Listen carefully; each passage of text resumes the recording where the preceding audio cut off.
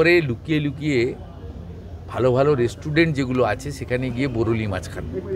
দীঘায় জগন্নাথ মন্দির, তারপর শিলিগুড়িতে মহাকাল মন্দিরের ঘোষণা মুখ্যমন্ত্রী, এবং যেই জমিতে হবে সেই জমি নিয়েও সেই জমি নিয়ে বেশ কিছু বিতর্ক রয়েছে।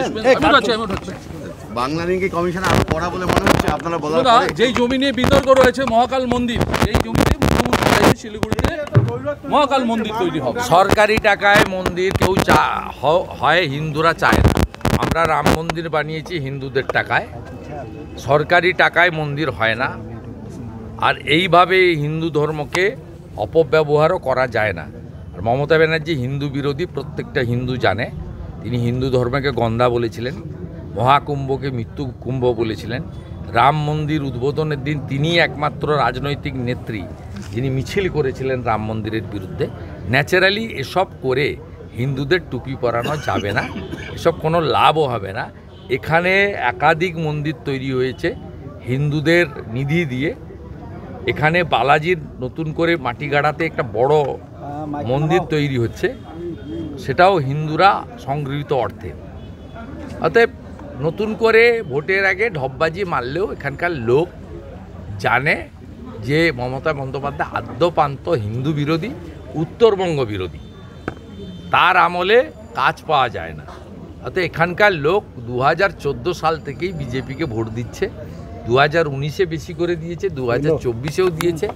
আগামী দিনে এই এলাকায় ভারতীয় জনতা পার্টি শতকরা 80% ভোট পেয়ে নির্বাচিত হবে, এবং ভারতীয় জনতা পার্টির সরকার এলে আমরা উত্তরবঙ্গের উন্নয়নে অগ্রাধিকার দেব।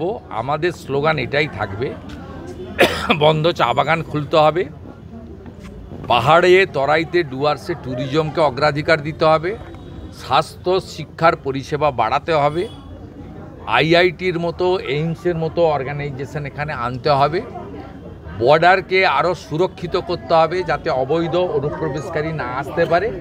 আর ফাইনালি যে পরিযায়ী শ্রমিকরা এখান থেকে চলে গেছেন, মালদা, উত্তর দিনাজপুর, কোচবিহার থেকে শুরু করে সব জায়গায়, হাতে কাজ, পেটে ভাত, মাথায় ছাদ, এটাই ভারতীয় জনতা পার্টির অঙ্গীকার। বিরাট এমএসএমইর সুযোগ রয়েছে, আনারস, ভুট্টা, চা বাগান ও নানা ধরনের আমসহ মালদা এলাকায়, গৌড় এলাকায় নানা সুযোগ রয়েছে হর্টিকালচার প্রসেসিংয়ের, এমএসএমইর।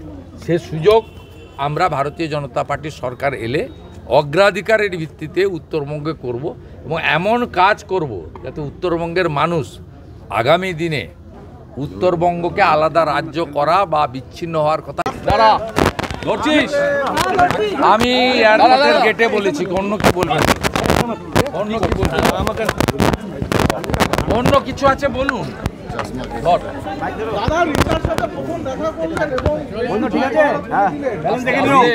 বাবার সঙ্গে আমার আগেই কথা হয়েছে। আমি বাড়িতে মিট করতে চেয়েছিলাম, রিচা বাইরে বাইরে ছিল, বিভিন্ন জায়গায় সম্বর্ধনা নিয়েছে, বিভিন্ন জায়গায় তার প্রি অকুপাইড অ্যাসাইনমেন্ট ছিল, দায়িত্ব ছিল, সেগুলো পালন করেছে। প্রধানমন্ত্রীর সঙ্গে মিট করেছে, আমাদের সিএবির সম্বর্ধনা নিয়েছে। আমি বাড়িতে আজকে মিট করেছি, তার বাবা সুযোগ করে দিয়েছেন, এবং আমি কথা বলে খুশি। আমরা গর্বিত ভারতীয় হিসেবে বাঙালি।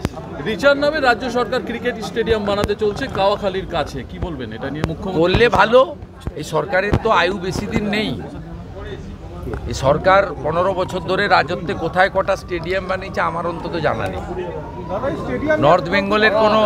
নর্থ বেঙ্গলের বা শিলিগুড়ি একটা gateway of north eastern, not only that, Nepal ভুটানেরও বলা যেতে পারে একটা বড় বাংলাদেশ বর্ডারের বড় জায়গা। তা ন্যাচারালি 15 বছর যারা করেনি তারা এই সময় তো করতে পারবে না, আমরা এলে করব।